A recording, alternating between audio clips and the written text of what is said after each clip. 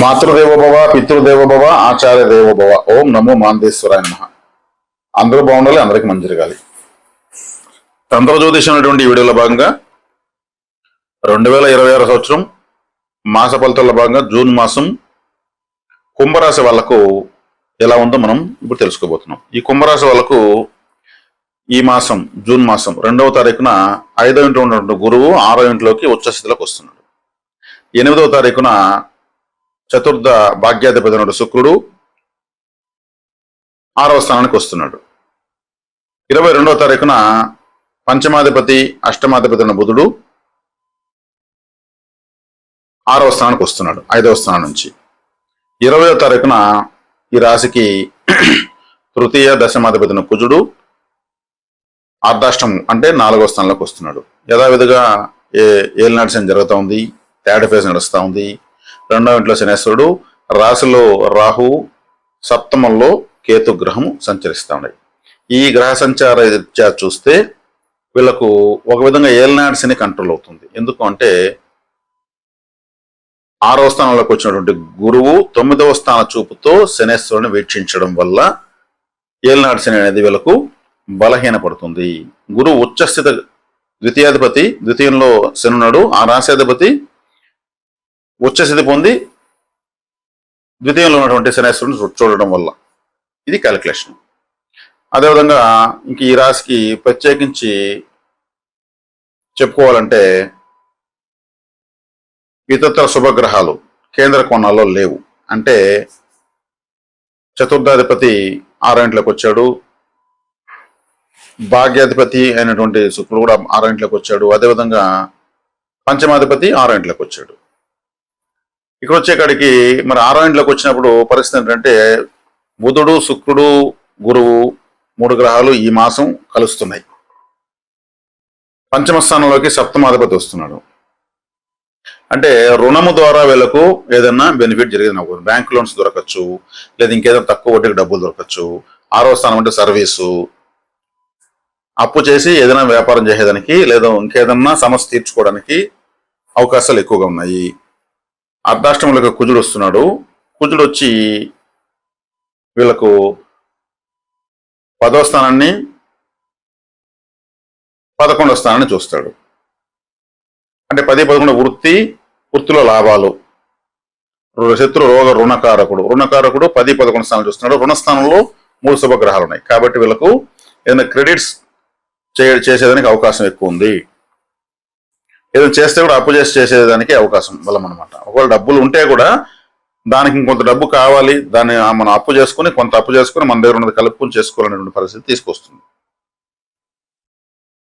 ముఖ్యంగా ఏలాంటి శని బలహీనపడడం కూడా ఇలాంటి డబ్బులు దొరకడానికి అవకాశం ఉంటుంది. జన్మలో రాహు ఉన్నాడు కాబట్టి పరిపర విధాలుగా ఆలోచనలు కలుగుతూనే ఉంటాయి. రాహు వచ్చి ఇక్కడ స్థిరంగా ఆలోచింపనివ్వ చేయడు. ఎక్కువగా షేర్ మార్కెట్ రంగంలోకి వీళ్ళు ఎంటర్ కాకూడదు. ఒకవేళ ఎంటర్ అయితే కూడా తక్కువే పెట్టాలి, ఎక్కువగా షేర్ మార్కెట్లో పెట్టకూడదు. రాహు షేర్ మార్కెట్ కారకుడు అవుతాడు. షేర్ మార్కెట్ అనేది ఏ సమయంలో ఎవరు ఏ దేశాధ్యక్షుడు ఏం స్టేట్మెంట్ ఇస్తాడో ఆ స్టేట్మెంట్ ప్రభావము షేర్ మార్కెట్కు ఎన్ని విధాలుగా కుదేలవుతుందో ఎవరికీ తెలియని పరిస్థితి. నిన్న అమెరికా అధ్యక్షుడి స్టేట్మెంట్ వల్ల భారీగా నష్టపోయినటువంటి స్టాక్ మార్కెట్ అంటూ ఉంటారు. కాబట్టి వాళ్లకు ఇవన్నీ అవసరం లేదు. వాళ్ళ యొక్క దేశ పరిస్థితులు, ప్రపంచ రాజకీయాలు బట్టి వాళ్ళు స్టేట్మెంట్లు ఇస్తూ ఉంటారు. షేర్ మార్కెట్ దెబ్బతింటూ ఉంటుంది. ఇప్పుడు రాహు అంటేనే షేర్ మార్కెట్ కాబట్టి రాహు అంటే అన్ని all types of mafia, all types of bettings అన్ని కూడా వస్తాయి. అటువంటి వాటి జోలికి అసలు వెళ్ళకూడదు. ఇప్పుడు ఐపీఎల్ మాసం జరుగుతూ ఉంది. ఎక్కువగా ఐపీఎల్ కూడా ఎక్కువగా బెట్టింగ్స్కి అవకాశం ఉంటుంది. ఈ బెట్టింగ్ అంటే రాహు అది జన్మలో ఉండడం వల్ల ఇంత చెప్పాల్సి వస్తూ ఉంది. మీరు ఏదన్నా పలావ్ అంటే ఒక మసాలా ఫుడ్ అని అర్థం. అది వెజ్ పలావ్ కావచ్చు, మీరు బిర్యానీ కావచ్చు. ఎవరికైనా సరే ఈ ముస్లిం ఫకీర్లు ఉంటారు, వాళ్ళు తిరుగుతూ ఉంటారు, పాటలు పాడుతూ తిరుగుతుంటారు. వాళ్ళకి దానం ఇవ్వడం మంచిది. వాళ్ళు కనిపించకపోతే ఇంకెవరికైనా ముస్లిమ్స్కే ఇవ్వడం మంచిది. రాహు అంటేనే ముస్లిమ్స్ కాబట్టి ముస్లిం సోదరులకు మీరు ఫుడ్ ఇవ్వమని చెప్తున్నా, వాళ్ళని సంతోష పెట్టమని చెప్తున్నా. కాబట్టి 7వ ఇంట్లో కేతు ఉన్నాడు. మీరు తలనీళ్ళ ఇమీడియట్ ఎక్కడన్నా సుబ్రహ్మణ్య సమాధానం తలనీళ్ళ తీసేయడం మంచిది. చికెన్ తినకపోవడం మంచిది. ఈ సమయంలో ఎప్పుడూ తినకపోవడం మంచిదే, కానీ 7వ ఇంట్లో జీవిత భాగస్వామి, వైవాహిక జీవితం, వ్యాపార భాగస్వామి, సమాజం అనేటువంటి ప్రదేశంలో కేతు ఉన్నాడు కాబట్టి మీరు తలనీలాలు ఎక్కడైనా సమర్పించడం మంచిది. కేతు 7వ ఇంట్లో ఉన్నాడు కాబట్టి వైవాహిక జీవితంలో అనురాగము, సంతోషము ఉండదు. కేతు అంటే కట్ చేస్తాడు. కేతు అంటే తల లేని గ్రహం కాబట్టి మీరు నెత్తిన పెట్టుకునే టోపీ, దువ్వెన, హెల్మెట్ మీ స్థితిని బట్టి దానం ఇవ్వచ్చు. హెల్మెట్ దానంగా ఇస్తే మంచిది, కేతు యాక్టివేట్ అవుతాడు, అనుకూలంగా ఉంటాడు. టోపీ మనకు క్లాత్తో చేసిన టోపీలు దానం చేయడం వల్ల కేతు గ్రహం యాక్టివేట్ అవుతుంది. తల దువ్వుకునేటువంటి దువ్వెన, కోంబు మీరు దానం ఇవ్వడం వల్ల మీకు కేతు గ్రహం యొక్క వ్యతిరేకత రచించిపోతుంది. తలనీలాలు మీరు సుబ్రహ్మణ్య స్వామి ఆలయంలో సమర్పించడం వల్ల కూడా కేతు గ్రహం యొక్క అనుకూలత పెరుగుతుంది. చికెన్ తినకుండా ఆపేయడం వల్ల కేతు గ్రహం యొక్క అనుకూలత పెరుగుతుంది. చికెన్, ఎగ్గు తీసుకోకూడదు. ఎవరైతే చికెన్, ఎగ్గు ఎక్కువ తింటారో కేతు గ్రహం యొక్క ప్రభావము పెరిగిపోతుంది. కేతు అంటేనే అప్పు, కేతు అంటే ఆటంకము, కేతు అంటే తడబాటు, తాకడ, ఒక చెక్ పోస్ట్, ఒక టోల్ గేట్ లాంటిది ఆ గ్రహము. అది 7వ స్థానంలో ఉంది. 7వ స్థానం అంటే సమాజము, 7వ స్థానం అంటే కిడ్నీస్, 7వ స్థానం అంటే మీ యూరినరీ సిస్టమ్. ఇంత ప్రభావం చూపిస్తుంది. కాబట్టి కేతు నిర్మూలన నేను మీకు మీ స్థితి స్థాయిని బట్టి మీరు పరిహారాలు చేసుకోవచ్చు. కాబట్టి హెల్మెట్ దానం ఇచ్చినా ఆ స్థాయి ఉన్న వాళ్ళు హెల్మెట్ ఇవ్వండి. ఎందుకంటే పడితే తల పగిలిందంటే పోతుంది కదా. అది కేతు ఉన్నప్పుడు తల లేని గ్రహం అంటే తలకే డ్యామేజ్ అవుతుందని భావం. తలకు దెబ్బ తగులుతుందనేసి హెల్మెట్ చెప్పారు. టోపీ ఇవ్వండి, ఎండకు మీకు ప్రశాంతత వస్తుంది. తలనీలాలే తీసేస్తే కేతువునే తీసేసినట్టు, తాకడ ఆటంకం ఉంది. అందుకే చాలా మంది నేను నా కోరిక తీరితే నేను తలనీలాలు ఇస్తాను అని, వీళ్ళు తలనీలాలు ఇస్తాను కదా, ఆటంకం కష్టం పోతుంది.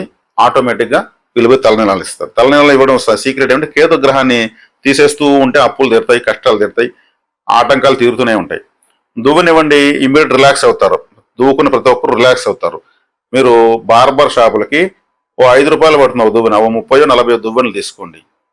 ఒక్కో షాప్కి ఒక్కో దువ్వెనివ్వండి. అంటే చిన్నదంటే 5 రూపాయలు వాళ్ళు సెట్ అవ్వదు, కొంచెం పెద్ద ఒక 20 రూపాయలు పెట్టుకుంటే మీకు పెద్ద దువ్వెన వస్తుంది. వాళ్ళు వచ్చిన వాళ్ళందరూ రిలాక్స్ చేస్తూ ఉంటారు. అంటే కేతు గ్రహము మీకు యాక్టివేట్ అవుతుంది. ఇది వినడానికి సరదాగా కామెడీగా ఉన్న వాస్తవం. ఎంతో మందికి చెప్పి ఫలితాలు పొంది హ్యాపీగా ఉన్నారు. ఆచరిస్తే మీకు అర్థమవుతుంది. ఇప్పుడు కుంభరాశి వాళ్ళకు 7వ ఇంట్లో కేతు, 7వ ఇల్లు అంటేనే జీవిత భాగస్వామి. ఇంట్లో సంసార జీవితం బాగుండాలి కదా, గొడవలు వస్తూ ఉంటాయి, లేదా అనురాగం కలగదు, వశీకారం కలగదు. తల్ల వెళ్ళినప్పుడు వశీకారం కలగదు, ఇష్టం కలగదు. కాబట్టి కుంభరాశి వాళ్ళు వీళ్ళకు ఏలినాడ్సిని నియంత్రించబడతా ఉంది, అదొక అదృష్టము. 7వ స్థానంలో కేతు గ్రహాన్ని, లగ్నంలో ఉన్న రాహు గ్రహాన్ని నియంత్రించుకున్నటువంటి దుర్గారాధన, గణపతి ఆరాధన, సుబ్రహ్మణ్య ఆరాధన మీరు చేసుకుంటే ఇంకా నేను చెప్పిన ఎక్కువ ఫలితాలు చేసుకుంటారు. నేను చెప్పినటువంటి దాన ధర్మాలు మీరు చేసుకోవచ్చు. ఆహారం తీసుకుంటే ఉలవచారుతో ఉన్నటువంటి ఆహారం, ఫుడ్ ఉలవచారుతో చేసింది దానం చేయొచ్చు. కాబట్టి ఈ వీడియో చేసిన తర్వాత ఈ పరిహారాలు చేసుకుని మరిన్ని శుభ ఫలితాలు పొంది సంతోషంగా ఉంటారని కోరుకుంటున్నాను. శుభం.